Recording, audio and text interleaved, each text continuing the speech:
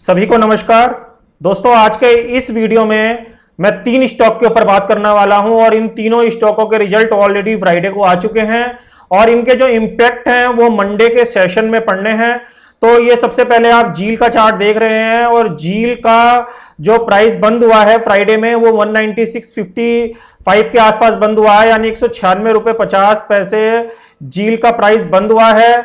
Stock weekly और daily दोनों chart के ऊपर नेगेटिव क्लोजिंग के साथ बंद हुआ। आप यहां पे देखेंगे ये कई वीक की कैंडल है और सभी वीक की कैंडल हायर लो बनाती हुई आ रही है और लोअर लो फॉर्मेशन के अंदर चल रही हैं। तो ये वीकली चार्ट पर काफी नेगेटिव क्लोजिंग के साथ बंद हुआ है।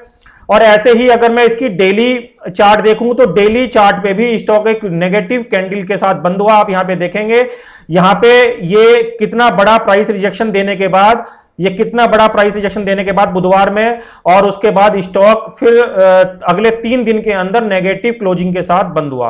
अब स्टॉक के अंदर आपको किस किस चीज का ध्यान रखना है। स्टॉक के अंदर मैंने यहां पे एक एरिया ऑफ वैल्यू, यहां पे आप यह देखेंगे ये एरिया ऑफ वैल्यू मैंने यहां पे निकाला हुआ है, जो कि एरिया ऑफ वैल्यू बैठता है डे ट्रेडर के लिए 199 से लेकर 200 रुपए का एरिया। ये स्टॉक अगर इसके नीचे ही ओपन होता है 199 और 200 रुपए के नीचे ही ओपन होता है तो इस स्टॉक के अंदर आप बिल्कुल भी इसको बाइंग करने की कोशिश ना करें। जो भी आप पोजीशन इसके अंदर बनाएं वो सेल साइड की बनाएं या पुट को बाइंग करके बनाएं और या कॉल को बेच के बनाएं। मतलब कुल मिला के इसके अंदर आप कोई मंदे की पोजीशन ही क्रिएट करें, क्योंकि इसके अंदर ये जो एरिया ऑफ वैल्यू है ये यहां पे मैंने ब्लैक लाइन से यहां पे ड्रॉ करा हुआ है। ये ब्लैक लाइन का जो एरिया है वो 199 से लेकर 200 का एरिया है। अब ये स्टॉक इस वाले एरिया को ऊपर की साइड यदि ब्रेक नहीं करता है और इसके नीचे ही ओपन होता है तो ये स्टॉक, ये मैंने यहां पे एक ट्रेंड लाइन ड्रॉ करी हुई, आप यहां पे देखेंगे डेली चार्ट पर, जो कि यहां इसको सपोर्ट यहां पे शो कर रही है इसका 185 रुपए। ये वाला जो सपोर्ट यहां पे दिखाई दे रहा है 185 रुपए का, इस स्टॉक के अंदर आपको शॉर्ट टर्म टारगेट देखने को मिल सकता है। यानी स्टॉक के अंदर अभी आपको 11 रुपए का डाउनफॉल नीचे की साइड और देखने को मिल सकता है। यानी ये जो ट्रेंड है ये कंटिन्यूएशन में जा सकता है और आपको 185 रुपए तक के टारगेट आपको दिखा सकता है। इस स्टॉक के अंदर आपको एक चीज का और ध्यान रखना है, यदि यह स्टॉक 184 के लेवल के नीचे भी सस्टेन हो जाए और यानी अपनी इस वाली ट्रेंड लाइन को ब्रेक करके 184 के नीचे भी सस्टेन हो जाए तो इस स्टॉक के अंदर आपको जो नेक्स्ट टारगेट दिखाई देंगे वो 172 रुपए के दिखाई देंगे। और इस स्टॉक के अंदर डे ट्रेडर के लिए 200 रुपए का रेजिस्टेंस, और जो इसके अंदर पोजिशनल ट्रेडर हैं या जो अपनी डिलीवरी वगैरह जिन्होंने बाइंग करी हुई है यानी इन्वेस्टर, उनके लिए जो इसका अब लास्ट रेजिस्टेंस रहेगा 209 रुपए का रहेगा। यानी ये स्टॉक 209 रुपए के आंकड़े को या 8 रुपए के आंकड़े को आसानी से ऊपर की साइड ना क्लोज करेगा ना इसके ऊपर क्रॉस करेगा। तो ये इन्वेस्टर के लिए क्लोजिंग पॉइंट हो गया कि अगर इन्वेस्टर को इसके अंदर कोई अपसाइड मूव देखना है तो वो 208 या 209 के ऊपर ही इस स्टॉक के अंदर अपसाइड का मूव देख पाएंगे। अदरवाइज इस स्टॉक के अंदर आपको 173 रुपए तक के लेवल स्टेप बाय स्टेप देखने को मिलेंगे।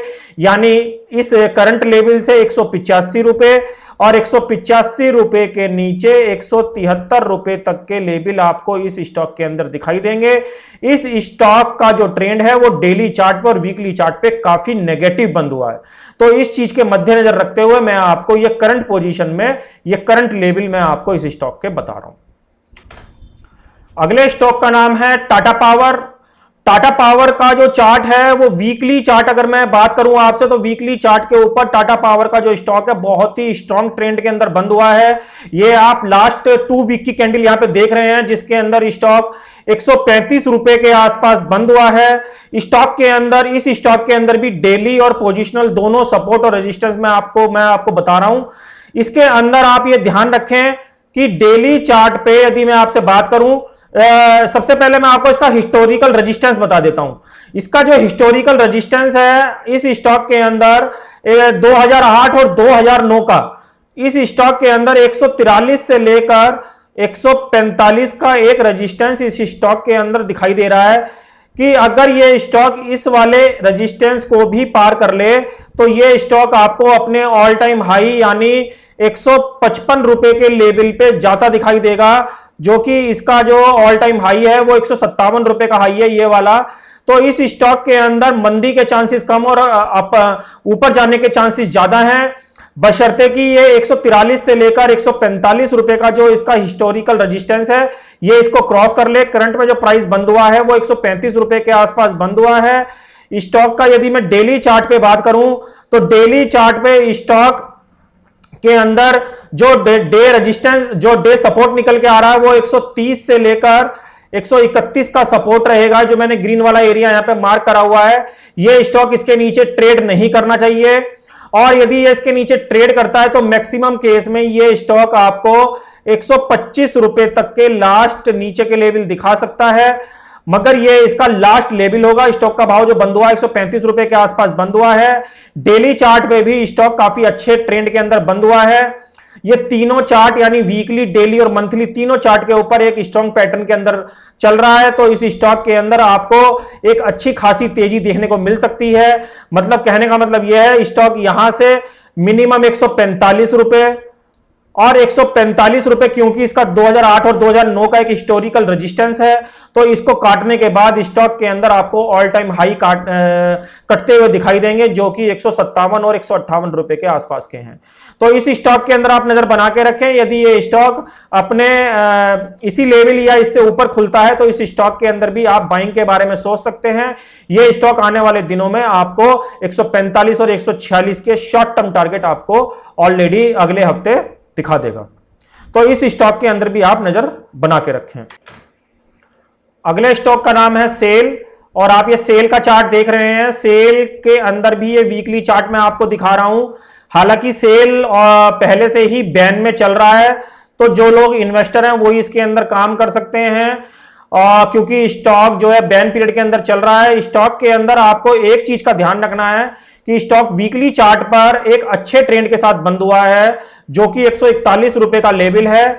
स्टॉक का अगर मैं डेली चार्ट देखूं तो डेली चार्ट पर स्टॉक के अंदर एक रिसेंटली में अगर आप देखेंगे यहां पे एक राउंडिंग बॉटम यहां पे बना हुआ है, और राउंडिंग बॉटम के बाद स्टॉक ऑलरेडी इसकी जो नेक लाइन 138 रुपए की है इसको ऑलरेडी ब्रेक कर चुका है। तो स्टॉक जो चल रहा है वो अभी इसी की नेकलाइन के ऊपर, जो राउंडिंग बॉटम का जो नेकलाइन है वो 138 रुपए था, जिसके ऊपर स्टॉक इसको तोड़ के ऑलरेडी ट्रेड कर रहा है। तो इस स्टॉक के अंदर आपको एक छोटी सी चीज का ध्यान रखना है कि एक तो स्टॉक डे ट्रेडिंग के लिए बात कर रहा हूं, 137 रुपए के नीचे 137 रुपए के नीचे 1 आवर के चार्ट के ऊपर क्लोज नहीं होना चाहिए। 137 रुपए के नीचे क्लोजिंग बेसिक 1 आवर के चार्ट के ऊपर क्लोज नहीं होना चाहिए। यदि ये 1 आवर के चार्ट के ऊपर 137 रुपए की क्लोजिंग नहीं दे रहा है तो स्टॉक के अंदर ये स्टॉक अभी 141 से 145 ये वाला एरिया जो विंडो वाला एरिया है, और अगर 145 रुपए के एरिया को भी अगर ये सस्टेन कर ले, जो कि ये इसका एक विंडो का यहां पे एक हल्का सा रेजिस्टेंस बना हुआ है, यहां पे मैं आपको शो कर रहा हूं, तो ये स्टॉक आपको 155 से लेकर 156 रुपए के टारगेट बड़े इजीली दिखा सकता है, क्योंकि स्टॉक का जो पैटर्न है वो काफी अच्छा बना हुआ है, और स्टॉक डेली और वीकली चार्ट दोनों पे ही स्ट्रांग है। और यहां पे इसने एक रिसेंटली में राउंडिंग बॉटम के पैटर्न को भी ब्रेकआउट दे रखा है, जो कि राउंडिंग बॉटम के पैटर्न का जो नेकलाइन था वो 137 से लेकर 138 रुपए के आसपास था। इसलिए मैं आपको बता रहा हूं कि ये स्टॉक 1 आवर के चार्ट के ऊपर 137 रुपए के नीचे क्लोज नहीं होना चाहिए। अगर 137 रुपए के नीचे जा तो सकता है, मतलब कोई स्विंग आ जाए 135 136 का नीचा 137 रुपए के नीचे 136 135 का एरिया टच कर जाए, मगर इसके नीचे क्लोज नहीं होना चाहिए। अगर इसके नीचे क्लोज नहीं होता है तो यह स्टॉक आपको पहले 145 रुपए और दूसरे राउंड में 155 रुपए तक के लेवल बड़े इजीली दिखा सकता है। और इसमें जो पोजिशनल ट्रेडर हैं यानी जो इन्वेस्टर हैं वो 118 और 119 रुपए के क्लोजिंग बेसिस के साथ इस स्टॉक के अंदर बने रहे।